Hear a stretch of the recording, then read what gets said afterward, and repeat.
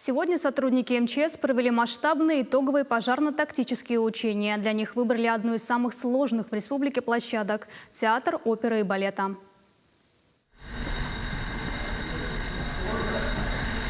Все репетиции, все работы отменяются. Просим покинуть здание театра и выйти всем на улицу одетыми, конечно, одетыми.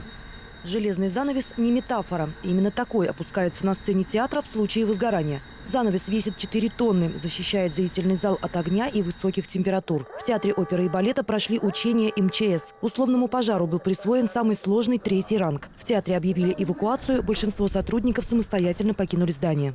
Легенда такая, что на 8-м этаже на Колосниках было производство сварочных работ с нарушением правил техники безопасности. Да.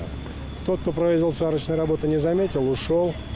И по истечении определенного времени произошло воспламенение колосников, которые, там получился сигнал, мы вызвали, естественно, пожарную службу. И колосники погорели, упали на сценическую часть, сценическая часть тоже начала гореть.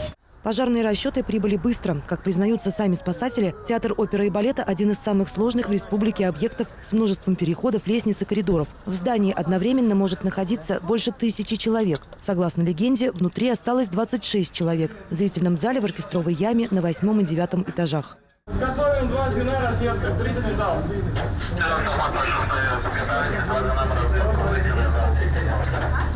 К театру съехались все пожарные подразделения города. Поэтому на защиту столицы Чувашии был вызван резерв из Новочебоксарска и поселка Кугиси. Одна из машин, кстати, поехала тушить настоящий пожар на мясокомбинатском проезде. На сегодняшнее учение было задействовано 13 единиц пожарно-спасательной техники и около 100 человек личного состава пожарно-спасательных подразделений. И службы жизнеобеспечения города. Это полиция, скорая медицинская помощь. Пожарно-тактическое учение, оно является итоговым, контрольно-проверочным. То есть мы подводим итог года и смотрим, как наши подразделения, как руководство подразделений проходило подготовку, обучение. И, соответственно, здесь сегодня они реализуют свои как практические, так и теоретические знания и навыки.